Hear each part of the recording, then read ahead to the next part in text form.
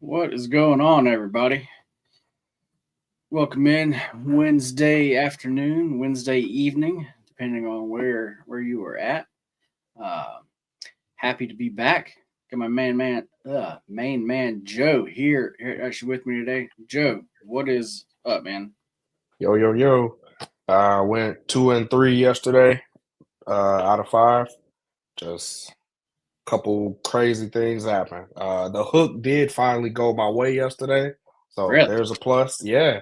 Atlanta ended at 236 exactly, and the over was 236 and a half. So I was on the good side of a hook this last go round. There you go. I was about to say So, you've had some rough hooks. bro, nine of them. Like I'm like, this can't be possible. Yeah. So All right. Got everything shared out here. Yeah. We didn't have a show yesterday. We our play of the day Monday did hit. It was Lakers first half money line parlayed parlayed with the Dodgers.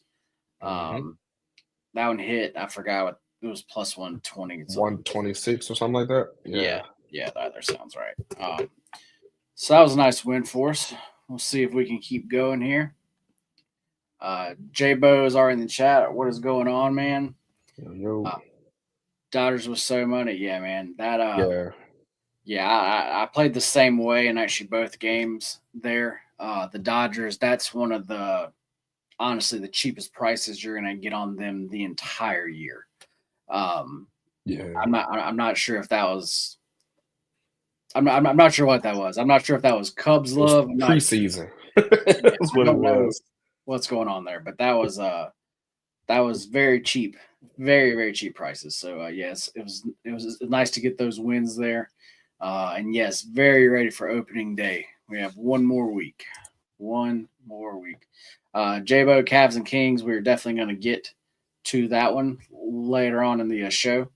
But yeah, guys, if you have any questions about any games, definitely drop them in the chat, and actually we will go over them. But let's go ahead and dive in, man. Yeah. Uh, Start off with this Mavs and the Pacers. This line actually opened at 7 or 7.5 at some books. It has been bet up to around 10 now. Um, I mean, to me that makes sense. Um, this Mavs team. What are they actually? ATS now. Embarrassing. Yeah, they're still not. Yeah, they're still not covering Uh, games. I mean, as far as the Pacers covering games, I mean, they're really not either, though. Um, but if I will say the Mavs have been starting to put up some like points there. Um, yeah. as far as defense, they don't have anything there. Um, but it seems like they are starting to figure out something at least to be able to like score. Um, so this is a team, like I said, in some way, I'm still trying to fade. Um, this like number to me on the side, I think is pretty good. I think that's fair. I actually don't really see an edge there. I don't know if I would really lay that many points here. Yeah, just like you're saying though, to me, if you're into trends, then this is definitely an over game. Yeah. Both of these teams, especially the Mavs, have definitely been trending over. Um, you know, what I was looking at, and I'm pretty sure that actually you were too. The Mavs have just been giving it up to everybody, and There's a reason. they've given up at least 125 points in actually each of their last 5 games. Hmm. Um, you can get the Pacers team total. Looks like it's 122 and a half. Eh, eh, You know, as far as the Pacers are like going to push pace, um, is this one where you're thinking, you take that team total? Like, is it just as easy as that? Or actually, do you prefer a full game look here? I did the full game. Okay. So the reason why is because there's a reason why the Mavs are giving up so many points. They just can't run up and down the court every night. It's unrealistic, right? Right. They're down so many players, not just starters. They're down bench warmers too. So Jason Kidd has a total of 7 to 8 bodies at most that he could put in a game every night. That is insanely low. Like there's a lot of guys on the court already, so you really only got like 2 to 3 subs per game, and that's not gonna get it done in the NBA. Like in the NBA, if they know that you can't sub people and your people are playing 1,000,000 minutes a game, everybody's gonna play you, and they're gonna do the same thing. They're gonna push the pace because they know your guys are gonna get tired quicker because they've been doing it for the last couple weeks. So, meaning no matter what style of offense you have, it's gonna be successful because half their guys not on the other side of the court. So, to me, the Pacers at home, they're gonna push the pace naturally against no matter who they play. And then Okay. they're facing a Dallas team that's like they know the only shot in hell that they have in trying to win any game or keep anything competitive is to try to outscore you. It hasn't worked. But that's their only road to victory is by the over. That's why 7 out of their last 10 games have all went over. So they're 7-3 in their last 10 to the over. 5 out of the last 5 went over, and the Pacers, the last 2 of theirs have soared over.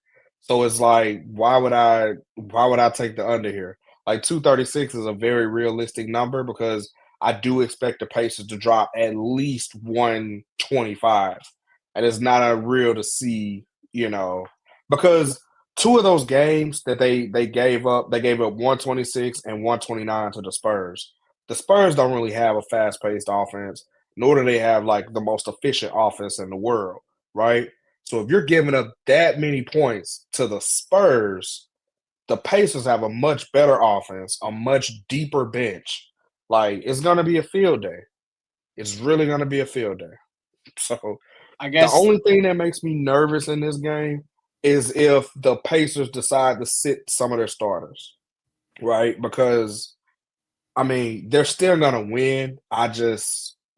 They don't really care about the spread. So like that's the only thing that has me nervous is if Pascal Siakam sits. But I doubt he does because the dude, like, he wants to play every game. So that's just how he's wired. Tyrese Halliburton sitting doesn't bother me because Aaron Naismith, his backup, he's a much better passer. He's not as good of a scorer, but he's a much better passer. So it's the only thing there. well, just from listening to you break it down, I mean, it seems like the Pacers just taking their team total I, over. that's the safest play. I was I about to don't say that seems realistically, I don't see them scoring under 125. Like I just don't. yeah. I mean, I because like them up to 130, honestly. But it's that way like, you don't have to worry about what the Mavs do. yeah, Um, so for me, I'm not sure that I'm going to play it, but that's definitely how I would personally lean. Um, would actually just be taking the Pacers team total over. yeah. But as far as the over there, have actually you played that? I have. I've already Okay, played it. And okay. because one of the reasons why is because Quentin Grimes, I love this way this dude scores. Mhm. He does have like it's clear that he's the number one option on that team. He could score in the paint, outside the paint, from 3-point land. He only had 2 3-pointers last game, and he still ended the game with 28 points. I mean, he shot 10 of 19, and that's very efficient, not having legs under you. Like every shooter knows that. And he still had 6 assists. So the ball is in his hands like 24/7. I like that, like from an offensive standpoint. I just like the way he scores. Yaz, I can't say that man name. Yaz Bouzley, the, Yeah, the the France dude that I dunked on can't LeBron, I like can't begin in to the say. Olympics. So that dude, he's a very solid body. He's a very good rebounder. So a good rebounder with a good guy that can score, you're gonna put up points. Like I'm not worried about them not putting up points. They also get a lot of production from the few guys that do sub in. So I mean, I'm sorry. I just broke down the 76ers, Lord. I'm so tired. So tired. But I was yeah, actually just gonna let you go. I was just gonna let you go. PJ Washington, Najee Marshall, and Clay Thompson all had over 20 in their last game. So they are giving the ball up. Spencer Dinwiddie can put up, he can still put up double digit. Max Christie, he can shoot the three from outside. He was just 4 from 6 last game. So I'm not really worried about the Dallas Mavericks offense.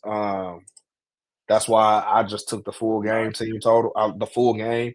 I was Yeah, looking at the Pacers, but I was like, what if they rest their starters? Because it's this weird getting ready to go on the playoff spot.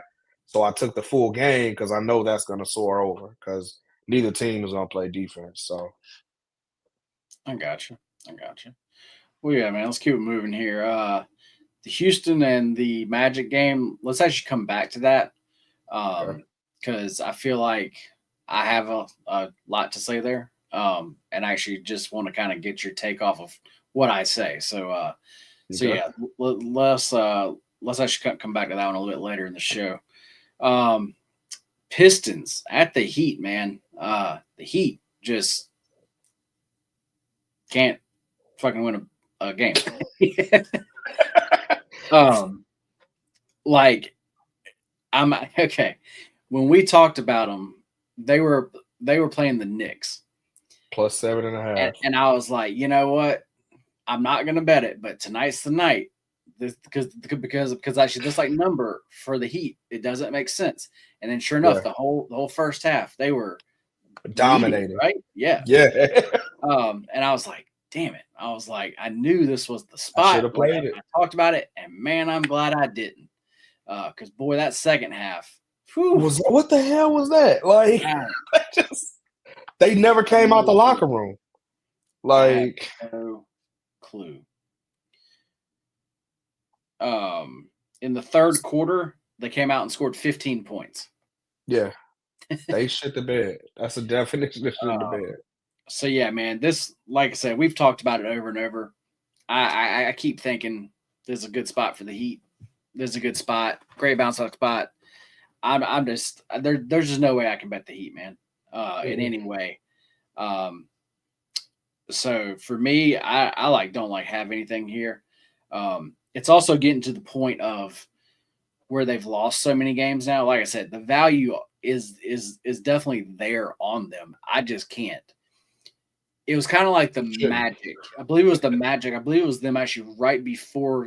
I think it was right before the All Star break. I said I had to see it Yeah, because the value was with them, but they just were not getting it done. And I said I have right. to see it before I can Bet it. bet it. And this is the same way. Like as far as the Pistons, I don't. I definitely don't hate a play on actually them. Um, but also I just don't have the best read on it. So do actually you have anything here? I have been following the Pistons like a hawk Yeah, because yeah, they've been making me so much money. Like it's like when I bet on them, they win. When I don't, sometimes they win, but sometimes they don't. But it's like I've been reading the Pistons pretty good. This is a spot where I'm a little nervous because the Heat get players back. They get Andrew Wiggins back and Alex Burke. So that does give them more depth. So that should, in theory, give Bam and Khalil a little bit of rest. So that should make them more efficient and better. right. Optimal word should, could, maybe. This Piston team, you know what you're gonna get night in and night out. Like you know it. The line movement from 5.5 down to 4.5, I don't care about it. I I locked it in at 5.5 because when I saw it, I said, yeah, this Pistons team is balling. They're not stopping. They're not like taking their foot off the gas. That's not who they are. They are a team that's pissed off because they don't get the referee calls that they feel that they should. So they feel like they have to be. To me, they're the Eagles in the Super Bowl, right? They know that they have to beat you and the refs. So when you get a Yeah, team like that, they're not going to allow it to get close. I know people are going to say the last two times they played, the Heat only lost by like it was 121 to 123 and it was 124 to 125. Both are very good games. However, that was in November and December of last year.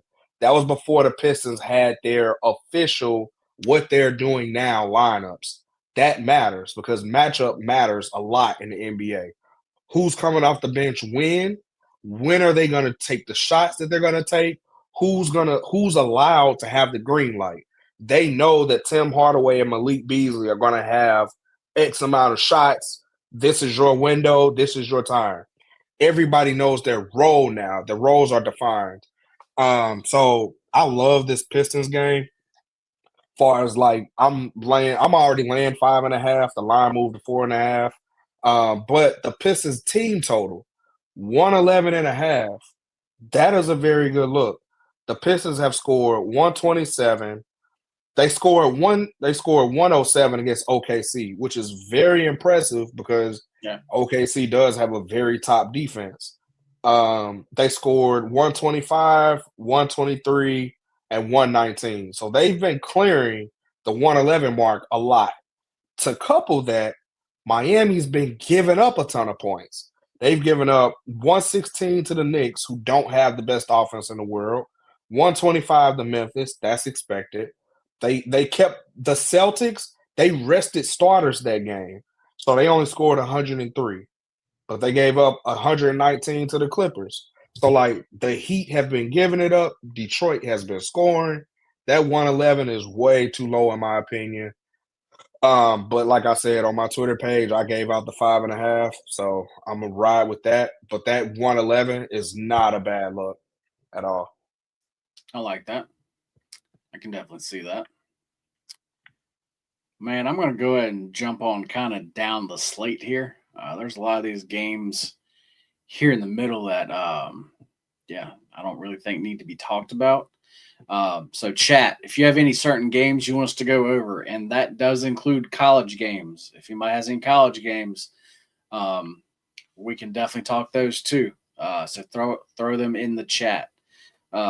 Next, we're going to go down. Let's go down to the Denver and the LA game. Man, that damn Denver and Golden State game. That still has me pissed off, man. Like, we talked about who was probably going to be out. I said it, and we talked about how actually hurt they actually looked. So, like, we actually thought they were going to be out. So we locked the Warriors line in. They were ruled out. They went from -4 to -10. And they 10.5, and they did not lead at all in that game. That is the NBA for you, and that's why the NBA sometimes just pisses me off like no other. Hey, you know the secret to that game? It was Russell Westbrook. He was my player of the day for the PRA, and they did not release his line. It was at 22.5 when it opened. As soon as I tried to bet it, they took it down. Told me I was limited, and then when it came back 10 minutes for tip-off, it was 31.5. And that's because they ruled everyone else out. But exactly what I thought was going to happen. Russell Westbrook showed you. He's still got a lot in the tank, man. The dude's been disrespected on so many levels. Like, he's my POD today as well. Like, his PRA is at 21.5. I'm like, come on, bro. You got to be kidding me. He's been dropping 19, 17, 12.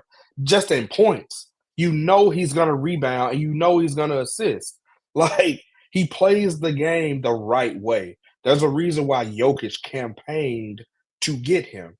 He is a driving force.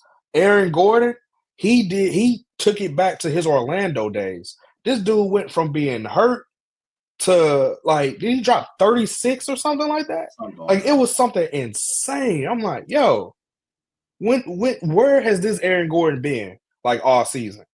Like, that's what I mean. Like, this Denver team, you don't know who's going to show up.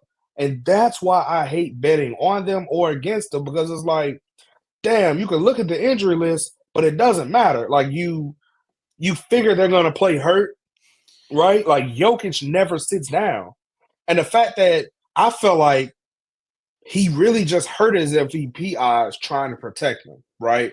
This is why I think that, because a lot of people have Jokic as number one for the MVP, right? Well, you can no longer say he doesn't have a good supporting cast because the Warriors were 17-1 since they got Jimmy Butler. Without Jokic, without Jamal Murray, without Michael Porter Jr., they beat the Warriors. And the Warriors didn't lead at all in that game. It was pretty embarrassing. Like, the Warriors just did not show up. Like, There's no other way to explain it. The Warriors said, "Oh shit, they missing 3 starters. Yeah, this is a cake. This is a." The Warriors looked ahead to today. That's And clearly what happened. and I didn't think they were because, like I talked about, Denver has owned them, Yeah, and now Denver still owns them, and they've won like 8 or 9 straight games against them, right? Something like that now. So that's yeah, why I thought it was a damn perfect Warrior spot. exactly. It couldn't Uh, get any better. Like from as far as like spots, yeah, but but the anyway, Warriors just didn't show up. yeah, like you were saying, that man, that's actually Denver team. It just depends on which one shows up, and tonight it depends on who actually plays. But I think tonight everybody is going to play. I think they really rested up for tonight's game. There's what I Yeah, think they were actually really doing. Um, and but Jabo, yeah, man, your comment there, it was the same exact thing. We beat the line there by a bunch too, and that game was at least a good game. Um, like yeah, that was an overtime game. Like like they it was came actually back. going back and forth there. But yeah, the Warriors just weren't ever even in that game. But man, for me, I, tonight this feels like it's gonna be crazy for me to say this. This is not my normal style, but I definitely lean the under here. This feels like it's going to be more of a playoff style game. Okay, Um, and that makes me definitely lean towards the under. It looks like it has been bet down some. It looks like it opened at 233. It's at 231 and a half now. So I definitely agree with that move. Um, I just can't currently actually bet that. Um, but that is definitely like how I would lean here. And then I have a play that I like, but I'm pretty sure that actually you're going to talk about it. So I'm just going to let you go. so 4 out of the Lakers' last 5 games have all cleared the over, whether they won by a lot or lost by a lot. Yeah. Luca is gonna be magic, right? These are the things that we know. Luca's gonna be magic. Jokic is not taking 2 games off in a row. Um, the Lakers have been playing a lot better defense, but like their offense is finally starting to find their rhythm.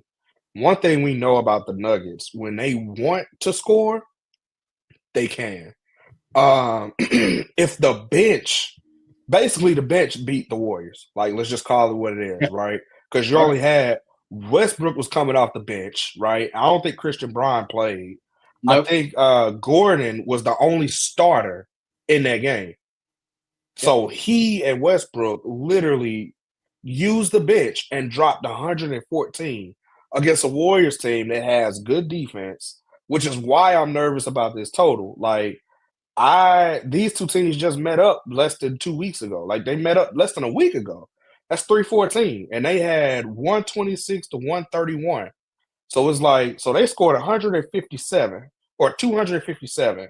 And now you're telling me they're gonna score under 231? Like, I don't, that seems way too good of a line to be true. I'm staying off of it. I like the over in that one if I had to lean anyway, If because there's too many unknowns. And if Denver can score 114 with the bench, with the starters being rested coming back, looking to play against a big market team, which is, I mean, let's keep call a spade a spade. When people see Luca, they're like, yeah, he got a target on his back because now you know what I mean? Like, yeah. you're looked at as Luca Magic, UNAR, but like people want to play them. Like Denver wanted to play the Nuggets. I mean, Denver wanted to play the Warriors. Right. They might want to play the Lakers, which is what I'm nervous about. But I did a system play. I did Lakers first half Yep. plus money. It was plus 110 earlier. The reason why I did that, and this is why bankroll management is key. I do not expect the Lakers to win the full game. I clearly expect Denver to win. But if the Lakers want any chance in hell, they have to do what they've been doing. The Lakers come out and they punch you in the mouth first. That's just what they've been doing since they got Luka, and it's been working. The other thing is Denver is lazy. Denver is lazy as hell. They play down the competition all the time. Oh yeah. So Denver losing the first half, it doesn't matter because they're thinking all 4 quarters. So plus money odds, I took the Lakers. on the money line for I had plus 110. So Yep. that's the way that I went for this one. Definitely do not mind that play. Um, get over to Jabo here really quick. Loyola, San Jose State, man, you probably picked the one game out of tonight's slate that I do not have anything on. Um, those are two teams that I just don't really have a read on. They're two teams that I haven't really bet on this actual year whatsoever. I can give you my number on it. I have Loyola uh, favored by 2.8 points. But the line's 3.5. So yeah, to me, just as far as just line value wise, like I like really don't say anything. But um, with with what they're playing in currently, it's one of those where like I feel like as far as numbers, you can't just go based off of that because some of these teams want to be here, some of them really don't. They don't really care. So I feel like you got to really kind of know these teams like a little bit more. So this is a game that's what I was talking about. Is I just don't really follow them. So I do not know. So yeah, for me, I really cannot help you out there. All right, let's go. Let's go to this Cavs game, man. Cavs at the Kings. Um, Cavs have lost two straight games. They were on that win streak, and now they've lost two straight games. I can go ahead and tell you when a team is on one of those type of win streaks and then they lose, that's when they normally lose two or three in an actual row. Yeah, They're kind of like, whew, like they kind of breathe and just like kind yeah. of actually like reset. Um, so I'm not looking to back the Cavs like until they start to win again. But saying all that, when I just look at numbers, Cavs -5 does look like a pretty good play though. That's I like it a lot. Um, but like I said, I'm not diving any further into it myself, just because that's just how I play these things. But Joe, yeah, you actually seem to be like, So if you look historically, right? So here's the danger with doing like head-to-head matchups. Like the last 5 times they played, the Kings have either lost by one or a one outright, except the most recent time. So the reason why you can't use historical analysis in this game is because you're not comparing apples to apples. The Kings were led by De'Aaron Fox. He's no longer there. It's a completely new roster. Well, majority the way they play ball is completely different. The head coach isn't even there. Like mm, you're not comparing apples to apples when you look at Cavs versus Kings from a historical standpoint. The most recent game with the most up to date rosters, the Cavs blew them out 136 to 110, right? Um, makes sense. Granted, that was last year, that was in 2024. I don't really like going back that far, but what that tells me is the current rosters, even when they had their best player in Fox at the time, they still got blown out by 26. So throw the head to head out, right? But it's like the Cavs have lost two straight after making history twice this year. To me, I don't see them losing three in a row. Like I just don't. They're Okay. way too good. The Kings have been underrated from a spread standpoint because at one point they had covered 5 in a row. Yep. But guess what? Now they've dropped 3 out of their last 5. They covered the -3 against Memphis. Memphis doesn't really play or cover spreads, so I'm throwing that out. It's like so realistically, you've covered one game in you know Yeah. the last couple. So I like the Cavs a lot in this spot, but I have other spots that I liked, which is why I didn't make them an official play. But I do think the Cavs win by 7 today. Gotcha. Yeah, like I said, it all makes sense to me. Like I said, the number is like good. Like I said, I'm actually seeing value there, but it's just a spot that I just still don't bet yet. Yeah.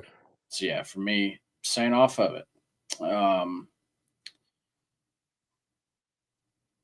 let's go to the game, man. Houston going to play at the Magic. Um, man, the there's a lot to this game. um, you know, at first I thought this could be a trap line. I did too.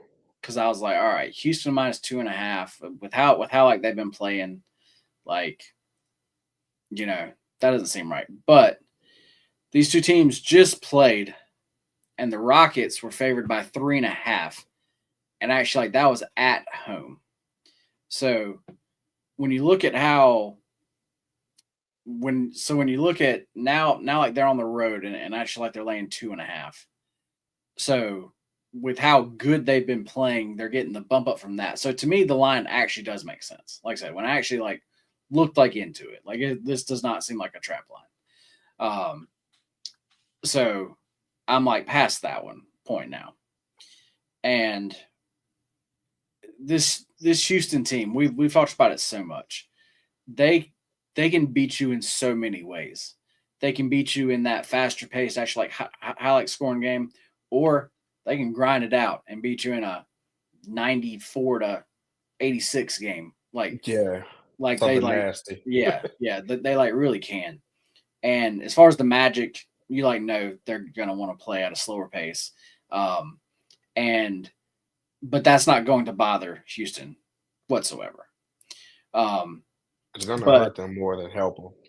Play yeah, at Houston because they have bigger players. So you're helping them slowing down the pace.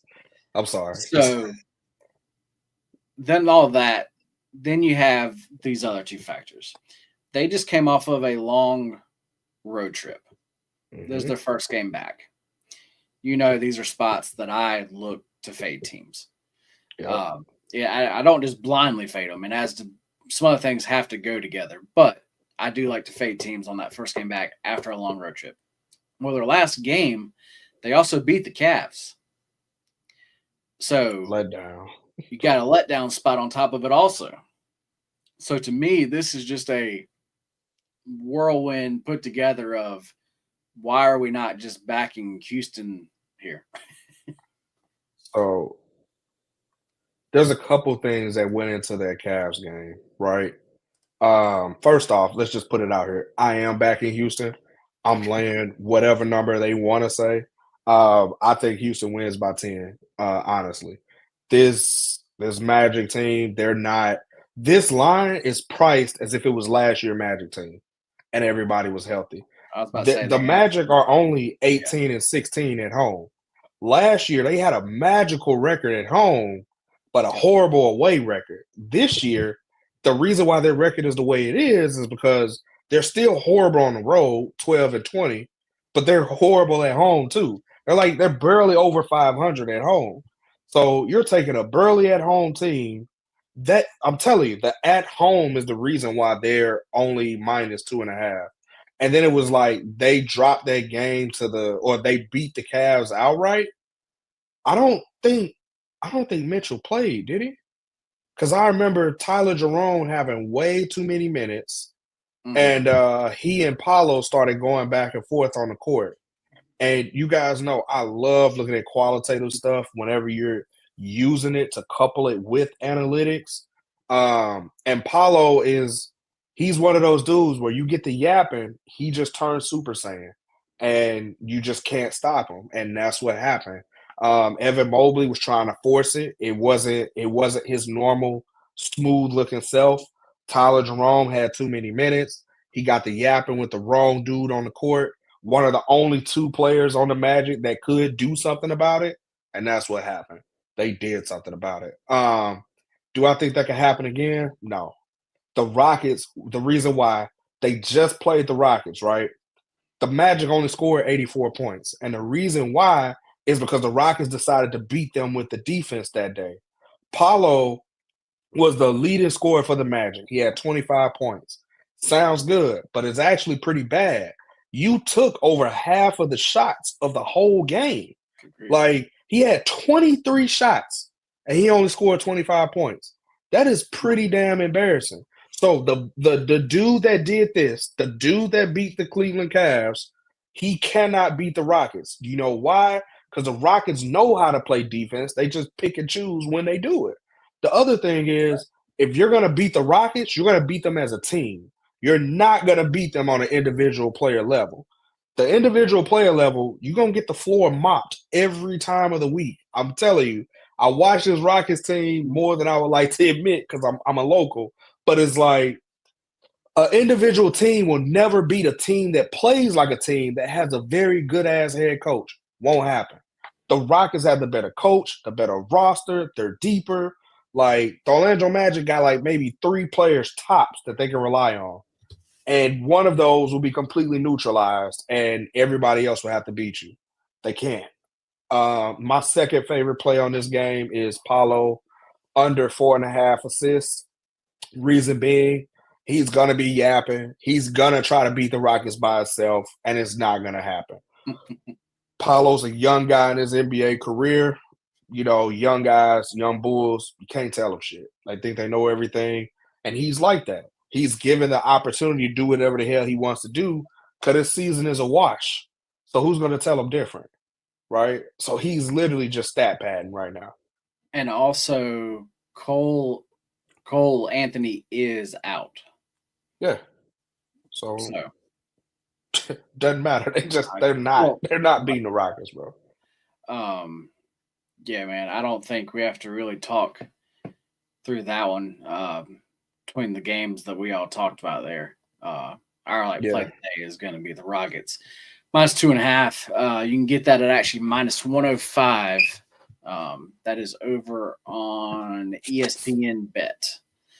So if you have access to that book, but it looks like you can get minus 110 pretty much everywhere. So it's definitely our play of the day. Guys, if you have any other games you want us to go over, definitely go ahead and drop them in the chat now.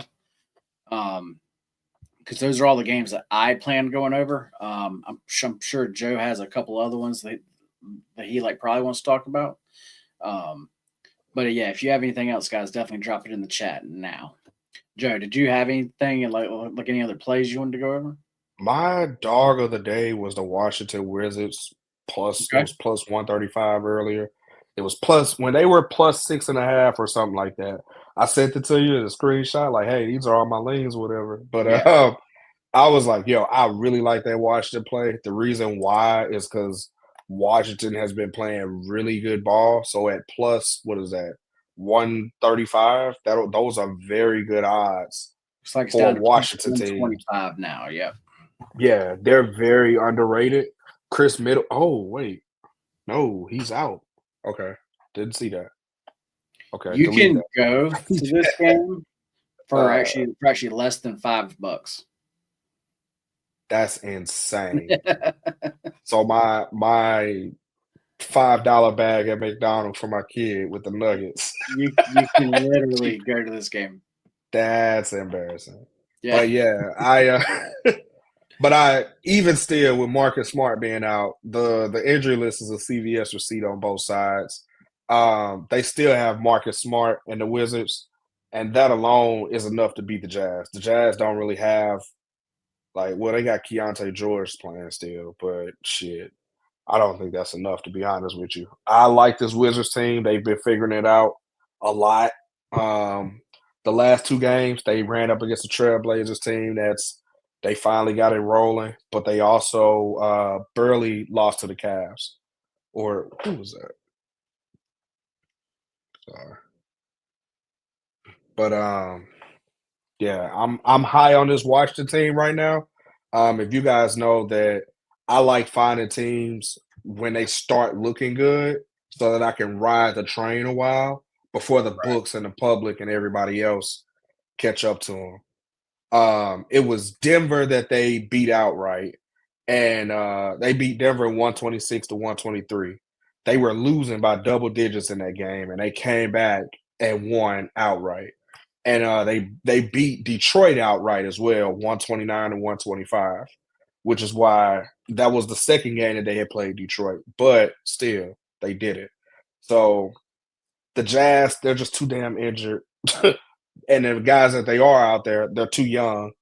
So to me, you're getting college first year guys in the NBA versus backup guys in the NBA, and Marcus Smart, who was once a champion with the Celtics. That is I'm true. taking the Wizards every day of the week, man. Like I think the Wizards are undervalued because they just lost 97 to 112. So there's a ton of value on that Wizards squad. So that's the only game. I think that is my dog of the day. Um, I also don't think Phoenix is going to keep rolling the way that they're rolling. But I did take the Bulls with the points at +6 today. Long story short, the Suns, they don't want to be there. They don't want to be together. There's locker room chaos. If you just look at them, they don't look happy. They finally got a win, and they blew out Toronto 129-89. Toronto didn't have hardly any starters playing, so they should have won convincingly like that.